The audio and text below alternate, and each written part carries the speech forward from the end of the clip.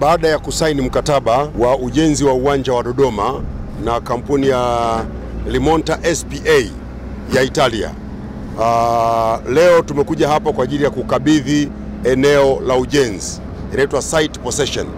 Kwa tunawakabidhi Limonta SPA eneo hili ambapo watajenga uwanja wenye uwezo wa kuchukua watu 32,500. Uwanja wetu unajengwa kwa gharama ya zaidi ya shilingi bilioni 358. Tunategemea mradi huu utekelezwe kwa muda wa miezi 24 na utakabidhiwa kwetu baada ya kipindi hicho. Kwa hivyo leo, baada ya tukio kubwa la kusaini mkataba, leo ilikuwa ni siku ya kuja kuwakabidhi site, na tumewaelekeza kwamba serikali itafuatilia mradi huu kwa macho ya karibu kuhakikisha kwamba unatekelezwa kama ilivyopangwa.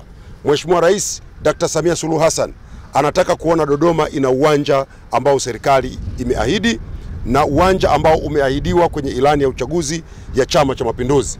Na tumekubaliana na kampuni ya Limonta kwamba baada ya kusaini haraka kazi zinaanza. Kama mnavyoona, vifaa tayari tumeshaanza kuvileta. Maana yake hapa mara moja kazi za kusafisha eneo zinaanza na ujenzi utaanza mara moja. Ndani ya miezi 24 tunataka watukabidhi uwanja ukiwa tayari, tuanze kucheza mpira kutokea Dodoma. Hiyo ndio kazi kubwa ambayo tumekuja kuifanya leo.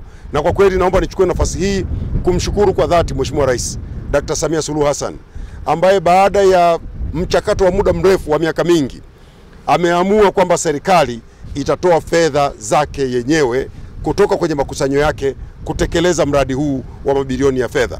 Amefanya hivi kwa sababu mchakato wa kupata fedha kutoka kwenye vyanzo vingine ulionesha kuchukua muda mrefu, na Mheshimiwa Rais anataka uwanja huu uwe tayari sasa, uwe sehemu ya viwanja vitakavyotumika mwaka 2027 wakati wa AFCON.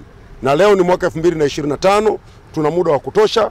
Wakandarasi wakikamilisha ndani ya muda, tuna imani kwamba uwanja wetu utatumika kwenye AFCON na mashindano mengine mbalimbali baada ya hapo, baada ya kuwa umekamilika. Very much again, PS. Thank you very much to the country of Tanzania that you gave us the opportunity to participate to this prestigious project. We are very happy and proud to be part of the construction of the Dodoma Stadium.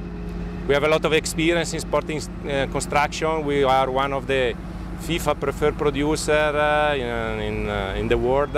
So we are extremely happy to bring our expertise for the successful of the project.